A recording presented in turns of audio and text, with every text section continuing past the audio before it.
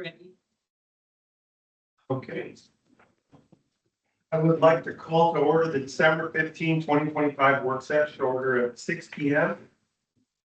City Council is joined by several members of our planning commission today to discuss the 50-year plan. All councilors are present. Council President Miller is online. Everybody else is in person. One thing I'll just ask, since you guys are limited on your microphones, if anybody is going to speak, to please speak into a microphone so it is recorded and you can hear it online. If you need one, raise your hand and we'll get you one. Tonight we will, Community Development Director Lori Oliver Joseph will take the lead and introduce our guests. Take it from there. Great, thank you, Mayor, Council, and Planning Commissioners. Thank you for being here tonight. So I'm just going to do a quick recap and then we'll launch into our purpose here tonight, which is to hear some results of the market study. So on September 30th, we had a work session to basically get two questions answered. And it's, should the city redesignate Mr. Parker's property as part of our 50-year plan project, and which sub-areas should the city include in the UGB expansion area? And that was really centered on sub-areas 7 and 8. So at that work session, we went over the staff response memo to council questions that were submitted after the August 18th work session. It was determined that council wanted to wait for the results of the market study before deciding on what to do with Mr. Parker's redesignation. And then we talked through sub-areas 7 and 8 in terms of inclusion in the urban growth boundaries. A majority of council was in favor of including sub-area 7 since it would allow the city to include those areas in our master plans, and then once they're in the master plans, we could start collecting system development charges for the improvements that are needed in those areas. So since the last meeting, I received a letter of support from Doug Bean on October 8th. Doug is representing Ed Freeman's Columbia Commerce Center properties on the east side of the airport. I've included that letter in front of each of you for tonight. We'll include it in the record as well. And that's a letter of support for the rezone to expanded commercial. So for tonight's work session, tonight we will have Scott Parker's development team, the Romano Group. Tonight we have Stacy and Greg with us here. And they're going to go over the main findings from the market study and answer questions that Council or Planning Commission may have. And again, just a overall reminder, it's great to have the developer here. They are the experts at what they do. They can realistically walk you through kind of their vision for how the property and what the process would look like for developing a site like Mr. Parker's. And that they can do that in a way that staff just can't. Because we're not developers. We just get the land ready. All right, so let me share the PowerPoint and then I will have Stacy and Greg take it away.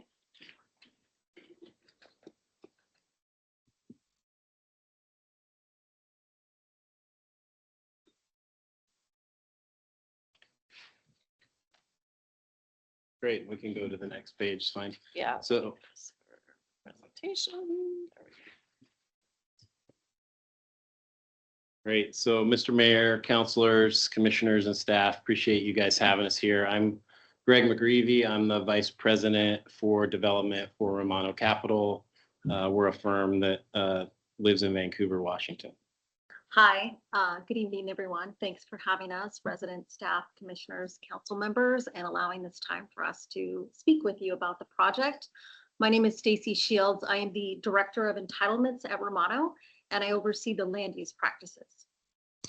And as Lori alluded to, we are working with Mr. Parker and his team up front to help them work through some of the preliminary steps needed to redevelop a significant site such as the quarry site. And we're also simultaneously negotiating what a potential partnership might look like for us to participate in that site on a longer term. And so what they asked us to do was to come and walk you through some fairly high level points of the market analysis that we just completed. You'll see the logo in there. We used Eco Northwest because that is a firm that we use on a regular basis.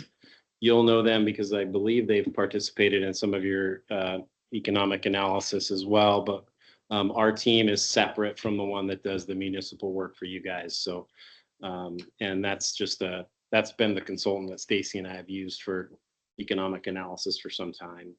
And then you'll see that one of our conclusions is to voice support around this rezone request to an expanded commercial, and we'll kind of walk through the logic. So as we look at first we could tell you a little bit about Romano and who we are. So Romano Capital is an investment company first. We have a group of investors, somewhere around 400 or 500, that invest in our company. And then we take that money and we put it into development projects and lending in real estate, commercial real estate. And so one division of our company loans money out for folks that are doing construction or development projects of their own. And then Stacy and I, our development team, are the ones that execute on ground up development, construction of apartments, and all the things around that to serve our investors. And so we're really, though the basis of what we're doing is providing opportunities for folks to invest in real estate as an alternative investment strategy. Next slide. We have about $180 million, 190 million, sorry, currently actively invested equity that's been put into our company, invested in projects. We've done close to $1 billion in real estate projects since the firm started. And one of the things that about our firm, I think, especially as it relates to a project like this, is we're relatively small. We're nimble. We have this vertical integration of lending and development expertise from entitlements all the way through execution and the operation of commercial assets and multifamily. And we've been well positioned in the marketplace. Vancouver's really grown up a little bit ahead in terms of timeline to where Columbia County is as a bedroom community for Portland. And so we kind of know that road that we're about to walk down here locally, which is going to be a fun one, I can tell you. Want to get into the market analysis. I'm going to speak to this really from our perspective of analyzing the data and the conclusions that the economists have put together. So I'm not going to speak from the voice of the team at Eco Northwest, but we do have a more comprehensive study presentation if we have specific questions that we can follow up and answer with. And as we go through each slide, if there's questions, please just let me know. I'm going to try and go fairly high level and kind of give you the key takeaway points, and then we could circle back on anything that we have questions about. Okay. And just real quick, these slides are in your packet too, if it's harder to see up there. Yeah, there's going to be some smaller graphs Yeah. and whatnot, because I'm trying to summarize. Okay. Great. So we start with demographics, and we start with the makeup of the community.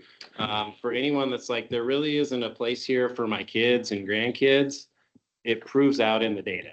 Like Gen Z and millennials, Columbia County and Scappoose in particular is running below kind of the Portland metro region average in that age group. And a little bit higher in baby boomers and kind of older Gen X. And that's fairly typical of a community that is stable, kind of older home ownership, and that's how that's been. And likely reflects limited opportunity for those younger folks, both in terms of jobs that they're looking for, but also the places that they want to live and can afford to live and the things that they want to participate in. So I think we're seeing what you might expect from a community that the people are like, hey, is there a place for my kids to live here, right? And that'll be important as we go on. So population growth, there was a big boom leading up to between 2000 and 2020, kind of leading into the pandemic.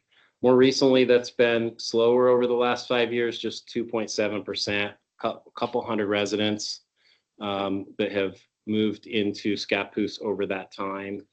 And so there's stable growth. But what this is telling us is that outside of the kind of early 2000s and pandemic boom, it's really going to be in migration. And we'll see that late in this presentation about Oregon as a whole. You're not having a high birth rate in the state of Oregon. And so a lot of the growth in the community is going to be from folks wanting to come in and live here. And that is going to not just drive population, but it's how we're going to sustain economic activity in our communities.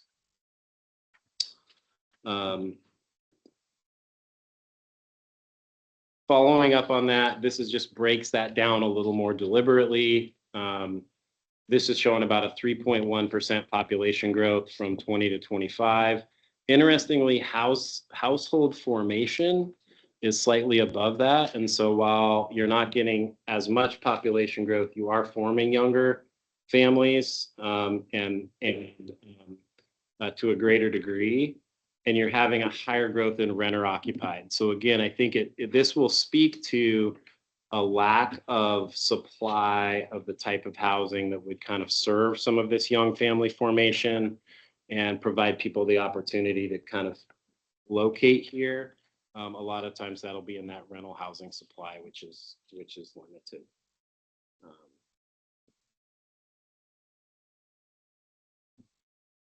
So kind of summary on the demographics, and this image is just the in and out migration for jobs. And so as I'm sure all of you know, most people who live here commute somewhere to work. There is about a third of that commutes into town to work, and a small number that live and work in Scappoose based on the economic data.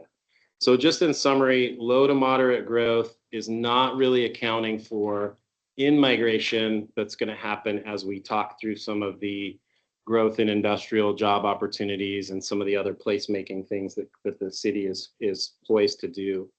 Probably is reflecting of a lack of those current opportunities for jobs, limited housing stock for younger families to be created in the city. And so there's an opportunity to really think through that and capitalize on what is a regional migration trend out of core market and into kind of some of these sub-market and peripheral markets in all around Portland. Vancouver has benefited from that significantly, but our opportunity for housing and of course proximity has been a little bit higher. And so it really is just indicative of a bedroom community that has been growing, and that as we go forward, that market is going to mature away from kind of a more isolated tertiary industrial market into a mature market that's going to drive services and retail and construction jobs and some of the other things that support growing communities. So we'll see that over the next 5 to 10 years. I'm going to jump from demographics. So any kind of questions or thoughts before we move on? Okay. All right. So now we're going to break it into kind of individual segments of pieces that might be a component, certainly of a redevelopment of the quarry, but also as the city's growth as a whole. I'm not going to speak to single family housing because we're really talking about a little more urbanized type of project here. So we didn't really include that as a highlight in our market analysis. That'll happen elsewhere in the city. And so multifamily housing dynamics in the city of Scappoose. Scappoose and Columbia County as a whole have seen fairly steady rent increases that we've kind of seen metro-wide. You have a very low and stable vacancy rate of under 4% on multifamily. And you have absorption that happens almost immediately as you deliver apartments here. So you have a very stable market that's undersupplied. And so new products should absorb quickly. And the one question that remains is what we consider the depth of that market. So how much in migration, how much movement into new multifamily housing are you actually going to get? it's a question that will be explored over time because it's really a hard one to answer, right? Because it is come down to what some of those other opportunities are. So in the short term, though, there is definitely an opportunity to build some amount of multifamily, and we'll talk a little bit about what we think that might be in terms of the core in particular.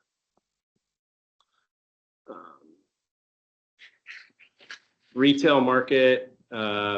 So this is probably the area based on the data that is the most undersupplied in the community. You have steady rent growths, again, leading the county in terms of the rent versus, say, St. Helens up the road. You have extremely low vacancy in retail. You have the only, I mean, relative to the county, you have actual positive absorption where other folks don't. And so you're most likely significantly leaking retail dollars that are getting spent elsewhere. And I'm sure you can think of people that drive to Hillsborough or wherever, North Portland or wherever to shop, right?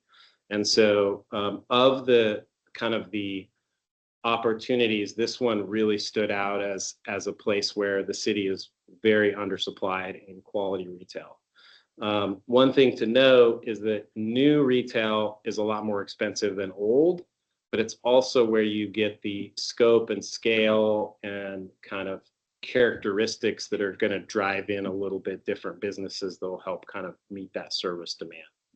And as the community matures and as you move more toward high-tech manufacturing, kind of clean manufacturing jobs, and some of the other things that you're teed up for, this need for retail services is just going to expand. So whatever your study is now, as we grow in the retail sector, it can significantly impact the amount of things that you need in terms of food and shopping and services and the things that employees are going to want. So in our view, this was kind of on the low end, you could absorb somewhere around 12,000 square foot of retail on an annual basis over the next 10 years, which is fairly significant given the current size. Quick question. Yes, sir. As a frame of reference, how would this retail market dynamic look currently in Vancouver? That's a great question. It's different because the retail market's a little more mature. But I'll use Ridgefield as an example. So Ridgefield has just added, I don't even know, it's probably, I mean, we have a giant Costco there now, but they've probably added 200,000 square foot of retail that is almost immediately absorbed. And so we're in a similar place, at least on the periphery, where in downtown Vancouver, it's just a little bit different. Ridgefield and Scappoose would be roughly comparable then. I think so, yeah. Yeah, Scappoose is a little bigger in terms of the size of the city, but comparable as far as like geographically where it's located from the core and the kind of type of growth that's happening. Ridgefield has been more of a very bedroom, single family residential growing kind of community, but they've added a bunch of retail right along the highway. Thank you. Yeah.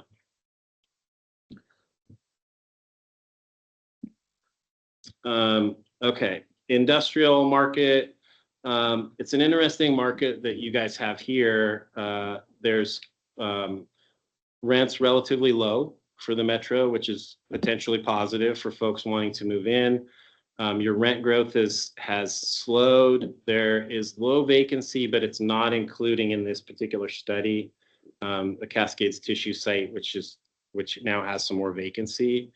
And it's going to require this kind of recruitment of companies from out of market to come and fill the amount of retail space. One thing we'll talk about in the future is the roughly 500 acres of raw land industrial that the city has available, which is a significant number to start to try and fill here over the next, couple decades. Okay. We looked at hotel demand. Angela can speak way more intelligently and eloquently around hotels, and she has a much deeper hotel specific market analysis. This one in general is kind of trending with what what her findings were. It was more generalized in terms of hotels and not specific to any particular type. But there is a underservice of hospitality hotels in Columbia County as a whole. And so Scappoose can definitely benefit from probably one or two hotels of comparable or complementary types, depending on use. We felt like this is mostly going to be driven by OMIC, by the educational partners that you have in the city, and by business travel, rather than, of course, like a leisure travel kind of location there.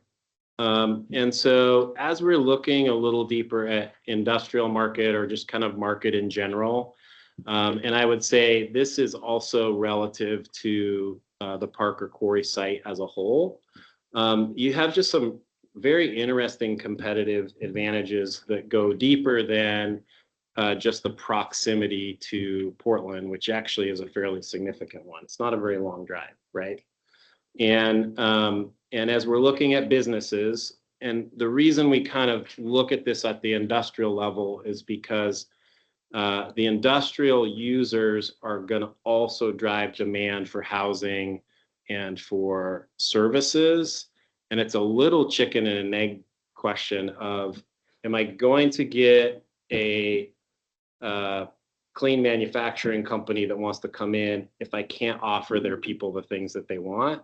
Or do I have to offer the things that they want so that we can go out and recruit that? And so that's a little bit of the give and take that we're seeing in this. But obviously you've got great education. You can potentially create those skilled workers through OMIC. Your location to Portland, you're on the highway, you've got the rail, you've got the river, you have the airport. You can support businesses in the way that they need to be supported. You can look. You have a relatively young labor market, but you have an opportunity to grow that labor market if we can provide the right kind of things that they want, the right kind of places they want to live.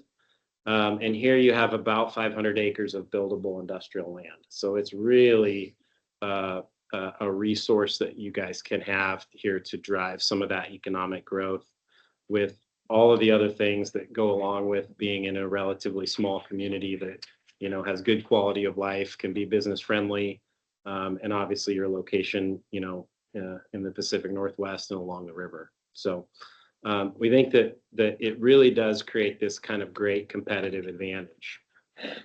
I won't spend a lot of time here because this just really kind of goes back to some of the key things that we talked about. You have low organic growth, which means continuing to drive economic growth and population growth is going to require in-migration.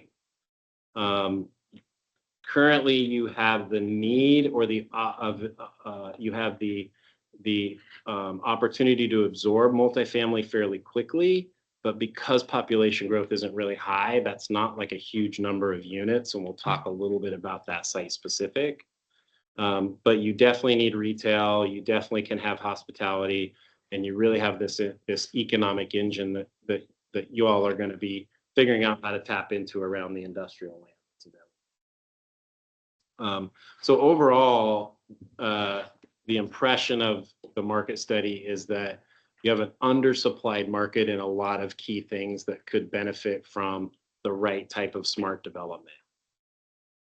And so that takes us into the quarry site in general. And I want to talk a little bit about the uniqueness of this particular site.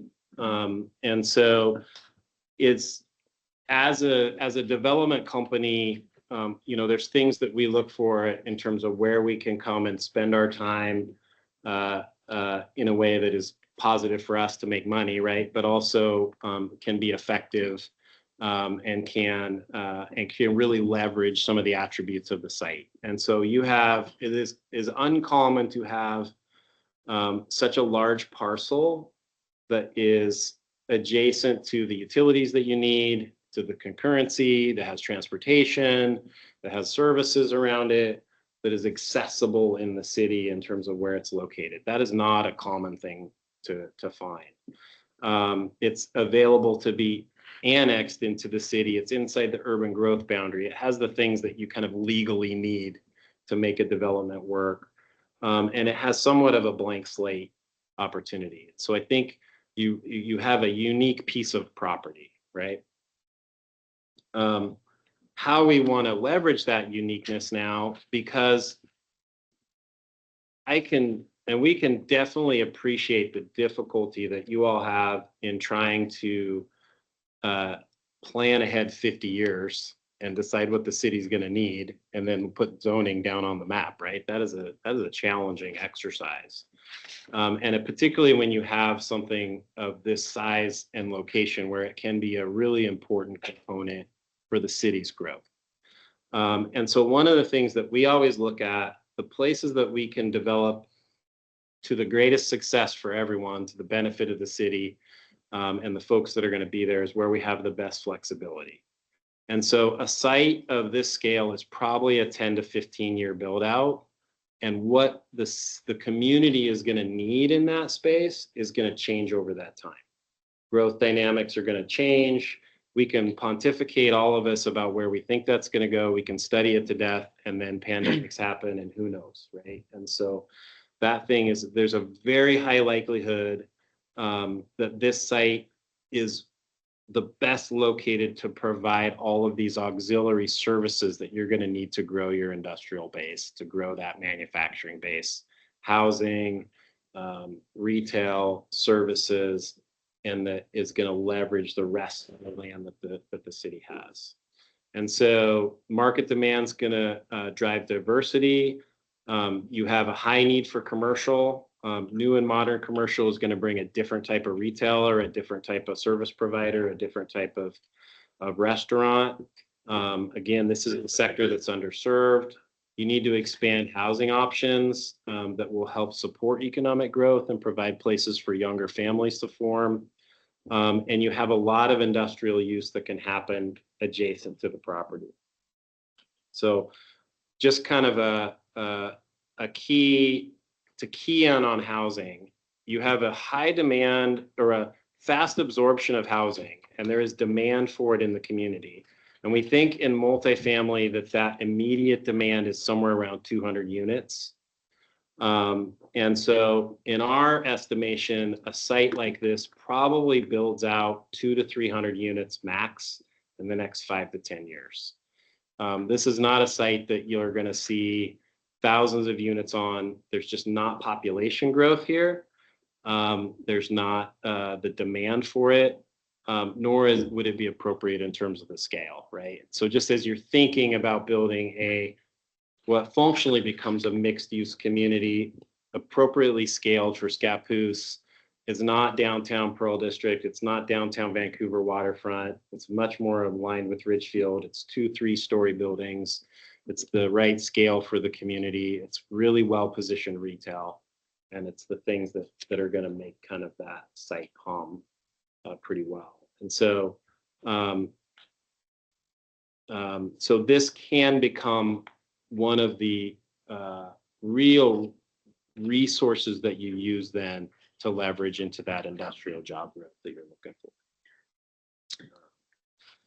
Okay, so again, leveraging the unique site. I put the picture in here because it's so relevant to us in terms of the proximity and the location as this relates to the city, and the significant kind of potential growth of what we'll call the urban core of Scappoose, right? Like this kind of centralized place. And so the reason that we felt pretty strongly as we talked to Scott, as we dug through the code, as we looked at the use tables, and then we looked at the market study, that getting this entire site in as an expanded commercial site is important, is because it is going to give you the greatest flexibility. We can use its position to drive a lot of the services you need. You can still put R&D, you can still put flex industrial, you can still do a lot of the things that you're going to need that are going to be auxiliary to the large scale industrial that you have adjacent to the airport. But we can do all of the other little things that need to fill in to kind of paint that picture, right? And so it's going to help you really tell the story as the economic development folks go out into the rest of the world and recruit businesses about how we're going to serve your family of of employees when you land here in our community. And so I think it's a really important thing. And it really does create this great opportunity for retail, for services, to create some walkability in that you kind of don't have with the highway-based retail, right? Restaurants and things that are going to be located that will serve the greater community really significantly. So the limitation of holding back only a part of this or not bringing this in as kind of this very flexible zone, I think would come back to be something that might be frustrating in the future as we're trying to fill in those pieces that are necessary. And so Stacy's going to talk a little bit about the schedule, because I think it's really important to understand the collaborative process that we're going to go through with the staff to get to something that really kind of builds out a complex site like this. So you've heard a lot of data, a lot of facts. Sorry, short girl problems. You heard a lot of data, a lot of facts from Greg, and how do you take all of this and how do you do it responsibly? How do you build for the town based on the data? And what I wanted to do was walk you through this. I basically laid out stages that a project this size, how you would take it down, and also the timing of each step, which you can see. Just to kind of jump to the end, you see 29 months to get through this entire process. That would be May of 2028. And what's key here, as we step into this, there's times where we work with council or planning commission, and I wanted to touch on that tonight to let you know when that happens. So the first thing we do, which is the first phase we're in, is we create the vision. What is the vision for the project? We take all of the data that we have from the market analysis and we kick off a schematic master plan. And we look at where do we put the retail? How is this best served? How do we create a walkability district? How do we make it friendly to what's existing and to what's surrounding the site? We look at financial modeling. We're an investment company, so how does this perform a work? We don't build something unless it's going to work. It's going to work for us and it's going to work for you and Mr. Parker. We also do a deep dive into the code. What are your rules? How do we comply with them? What does that look like? And then we take all of those elements and actually go to the next stage, which is you shape the project identity.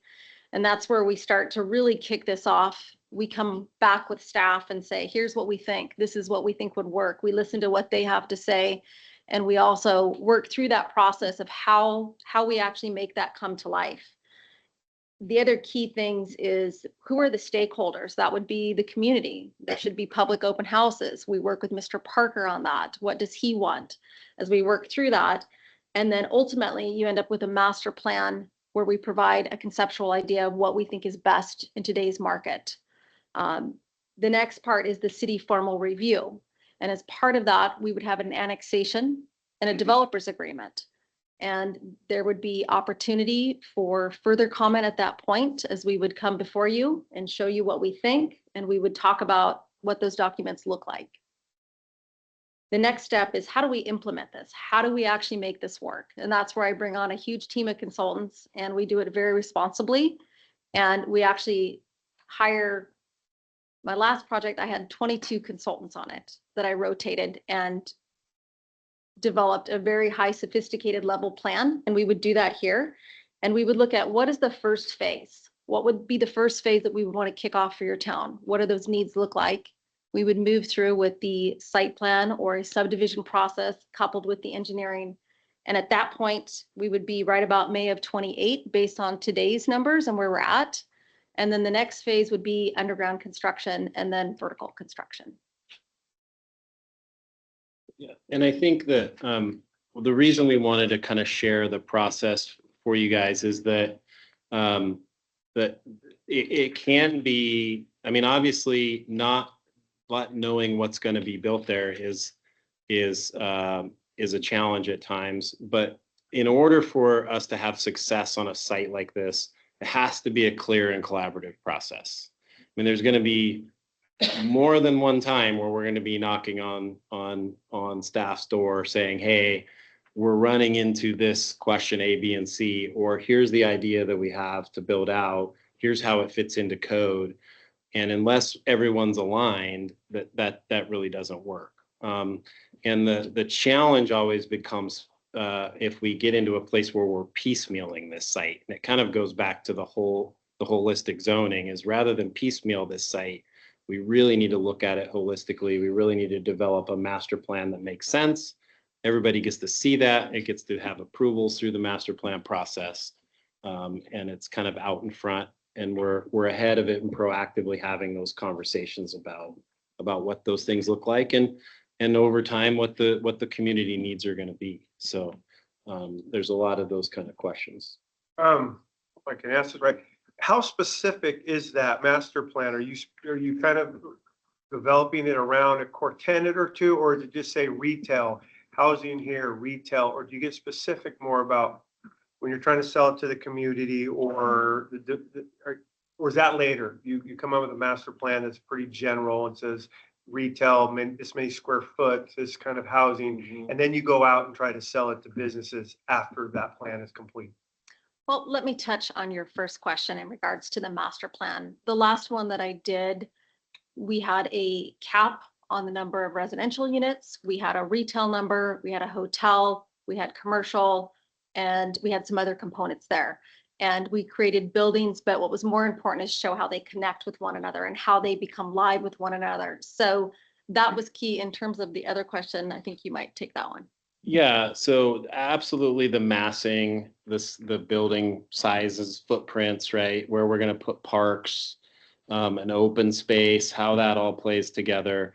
There generally in the master plan process, we're not quite to, hey, you're going to have XYZ retailer, but we can talk through the sizes of buildings and what fits in there.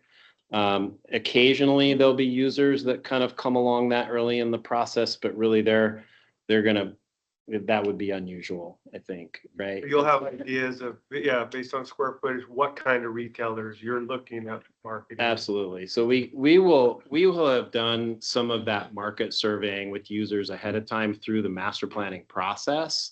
And so there may be some that we can talk more specifically about, but it's really kind of, I'm always hesitant to say, hey, we're going to have these guys, and then it doesn't come to fruition, right? So, but a lot of that can be kind of gleaned out of the size of buildings and how they're oriented, and talking through like what type is it. Yeah. Just follow up on that question. You're talking about size. You mentioned earlier height, 2-3 stories. So would that be also part of the master plan? That's my first question. And second, the cost, because it seems like you guys are putting a lot of money into this initially. So you would have to recoup that money somehow, right, in development. So would the master plan include the cost of houses, of apartments, of whatever, retail, things like that? In terms of like, what are they going to cost? I'm just, not, pricing anybody out.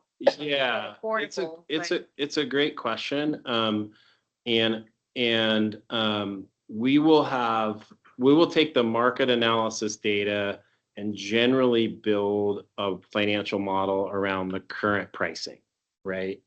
If the city has affordability rules built in or whatever, like we take those things into consideration. Generally, when we're building new housing, you're looking at market price housing, because that's kind of how you afford a lot of that new product in a site like this.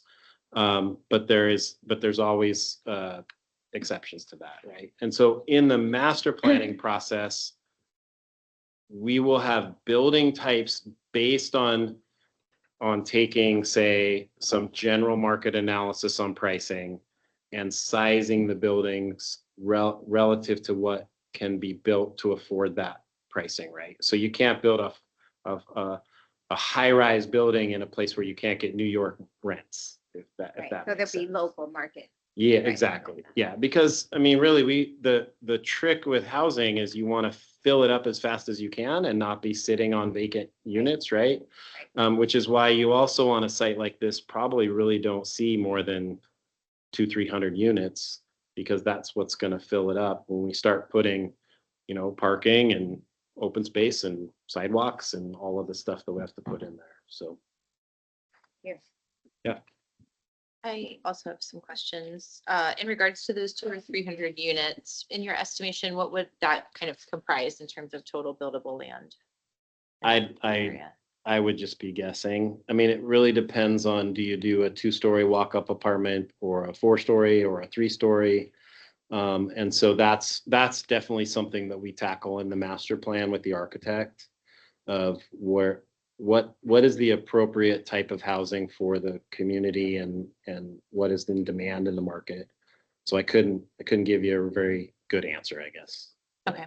And would you intend for any of those units to present home ownership opportunities, condos that people could purchase, or would this all be a rental market?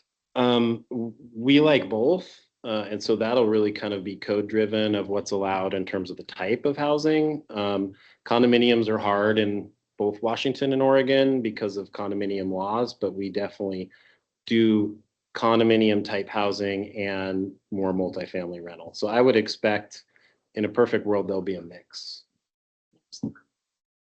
And Kim, just as a reference, Candlelight is 2 acres and they're just under 100 units. 80. Okay. Yeah, 80. so 80 units there. So Yep. probably double, triple that, depending if it's 3 level or 2 level. Okay, that's helpful. Thanks. So I've got kind of a ancillary question. So I gather that your contention is that with the caveat that migration is critical to the equation. So without the jobs here, without industry for the jobs, and you're suggesting that by building the housing first, then that's going to bring in the industry. Is that accurate? I think you have a demand for housing today. I think the growth of that housing is going to depend on a bunch of other factors over time.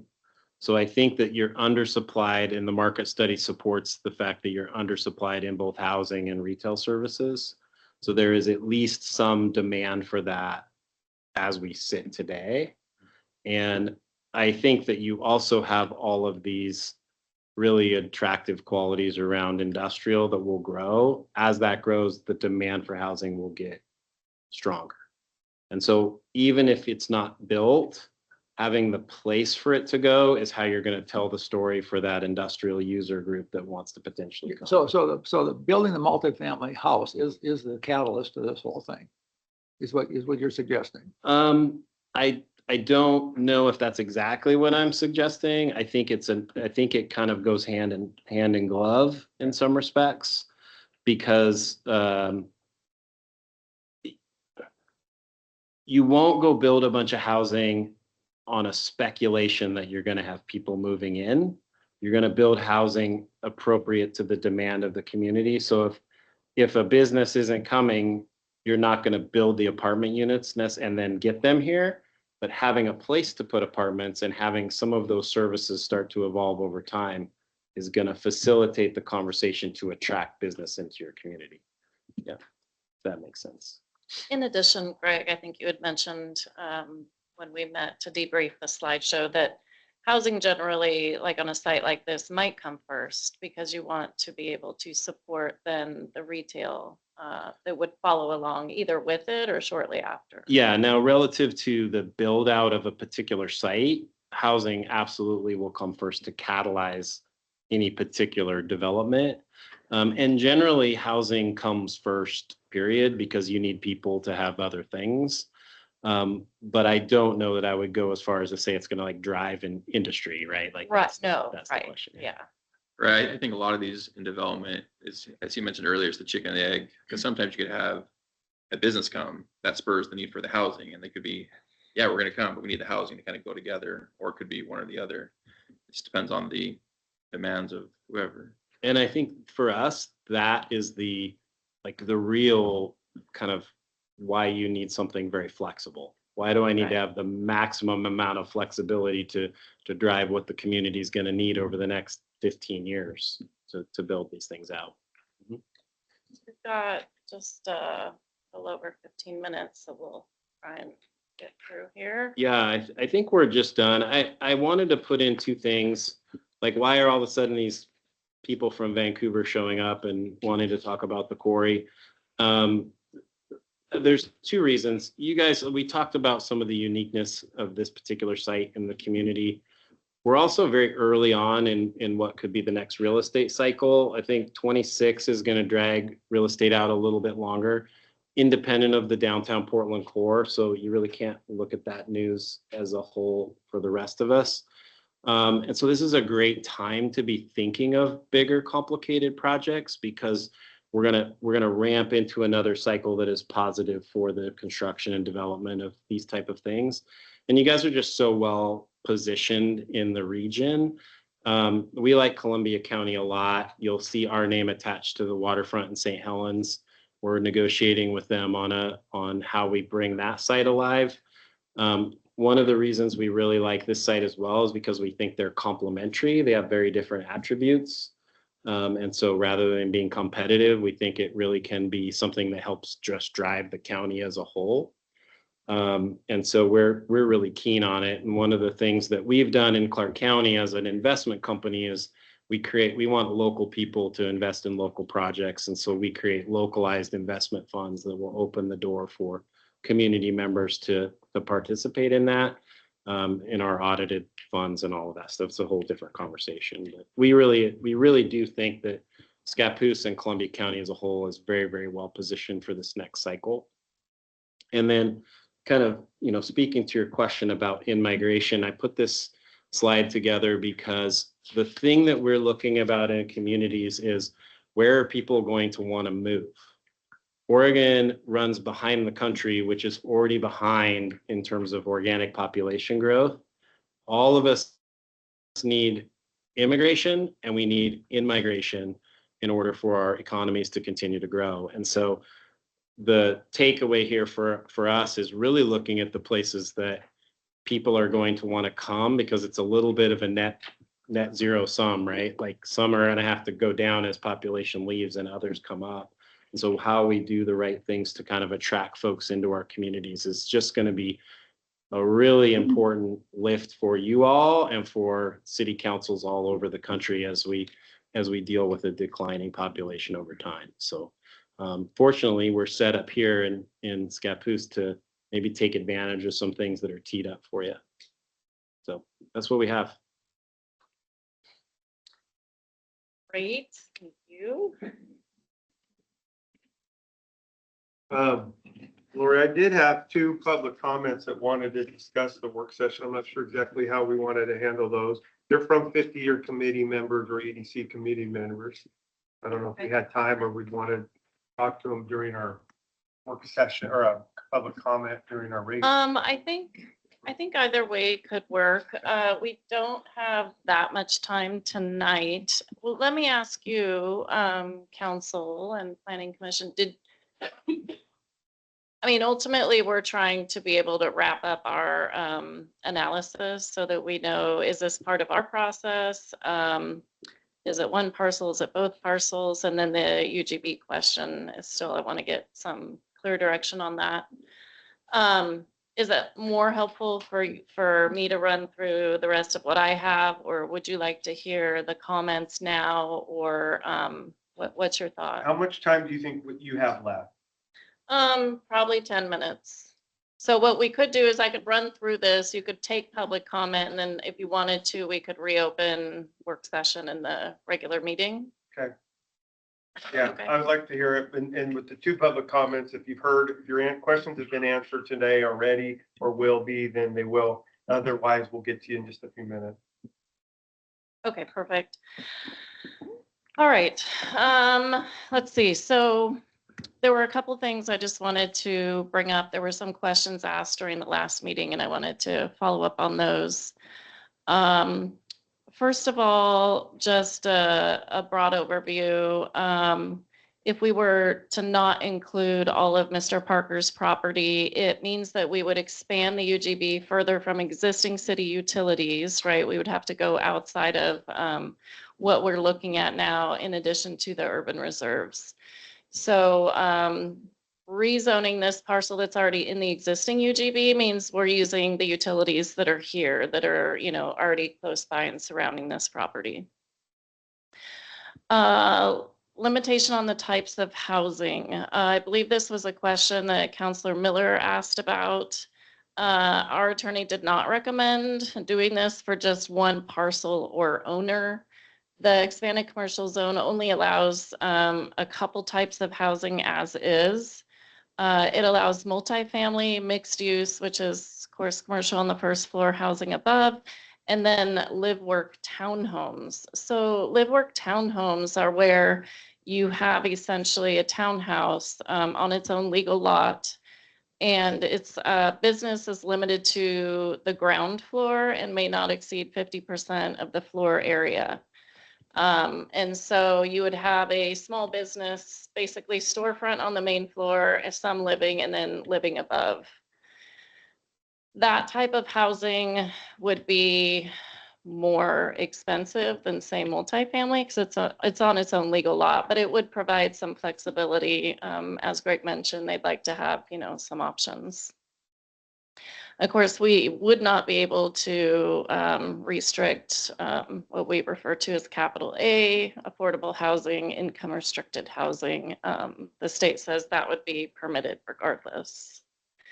And again, as we heard from Greg, and I mean, incidentally, in our housing capacity analysis findings, we need housing at a variety of price points. So the more flexibility this parcel has, the better. In terms of, there was a question about limitation on total number of housing units. This would be conceptually possible. Ashley would want to be involved. Our attorney would like to be involved in the drafting of any type of agreement. She suggested a restrictive covenant route rather than a developer's agreement or annexation agreement. And that's just so that there's no question that the city is regulating development on the property. And again, we couldn't subvert any state requirements for affordable housing. And then let's see, also our attorney would want the agreement to be able to be terminated upon mutual written consent in case either party changes their mind. And then we do not have any kind of a draft of that at this time. We just saw the results of the market study December 9th. So we just wanted to bring this to you. Consider what we've heard tonight in terms of the desire for flexibility for it to really develop out in the best way. Hey, Lori, good question. Yeah. So what would that look like if we decide to go our separate ways and we're in the middle of a development? What does that mean exactly? I mean, can you actually, well, isn't she say like if we come to an agreement and someone we don't agree and so can you elaborate a little bit? What would that look like? No, I don't think that's, do you mean if parties change their mind? Right. No, in other words, we would be in agreement that we don't, let's say we recorded a restrictive covenant, 200 units, that's all you'll ever have, ever. We just want the ability for the city or the developer to be able to change that agreement, remove that restrictive covenant in the future.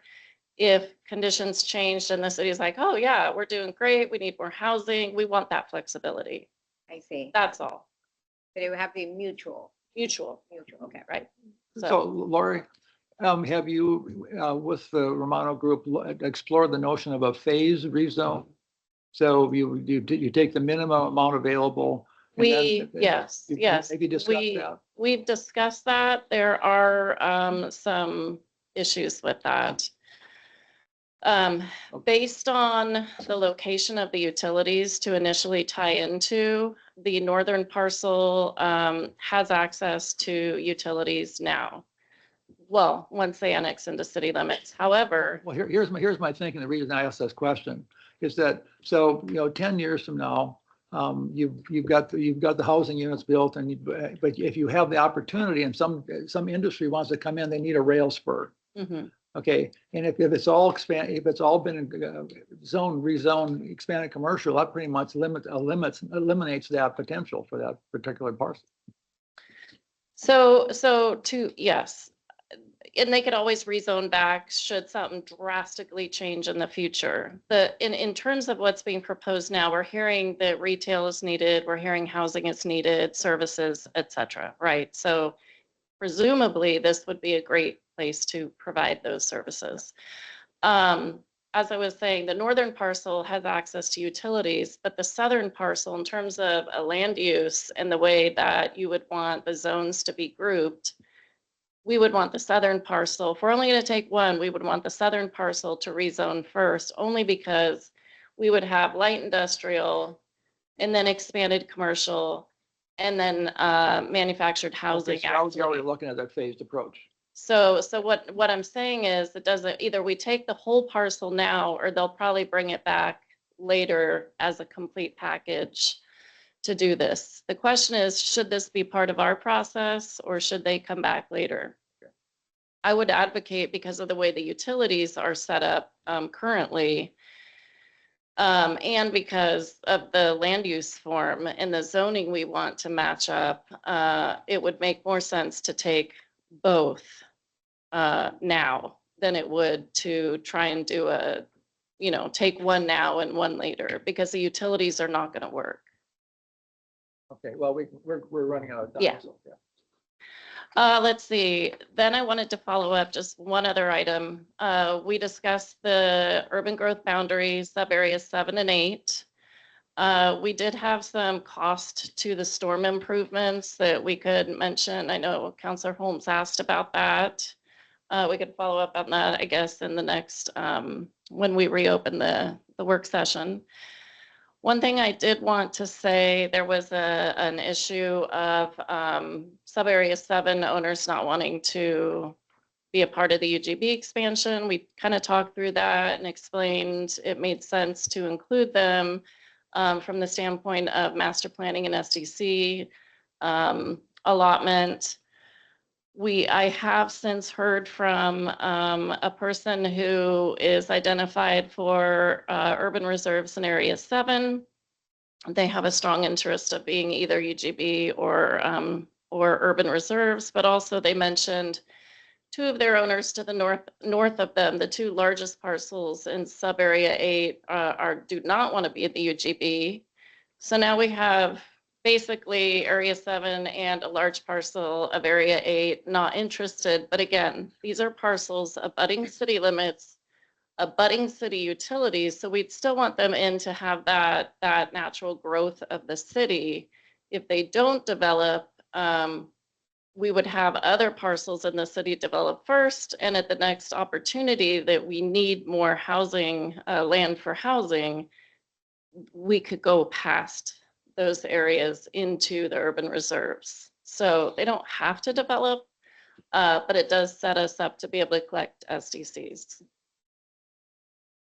And going back real quick, if we have decided to bring all 50 acres, Sure. whether they use RUNA or not, it looks like there's gonna be a lot of collaboration with all the stakeholders, community engagement. And that's why we a lot wanted of to, it that yeah, We all will talk about what we want to see and we That's want right. to hear, and hopefully they'll listen. Ultimately, we do what they want with their land, but they'll give us plenty of opportunity to be part of that master planning process. yeah. And that's what I really wanted them to point out, because, they do this all the time. They have their process they go through. And I just wanted them to really talk about what that's going to look like, because it is a collaborative process and there will be touch points with council and the community. What I would like to maybe do is, as we end our work session, start up our regular session. If everyone agrees, we'll get through the agenda. I might add, right after public comment, we reopen the work session just briefly to discuss, Okay. because we'll have a public comment or 2, and then we can just discuss, because we haven't heard from everybody in planning commission if they have anything. Yep. And then close that work session and get on with our meeting. Perfect. That's great. Thank Okay. you, everyone. Sure. Thank you. So, work session adjourned, and when we do start up, right at public comment, we'll get those 2, and then any others you have.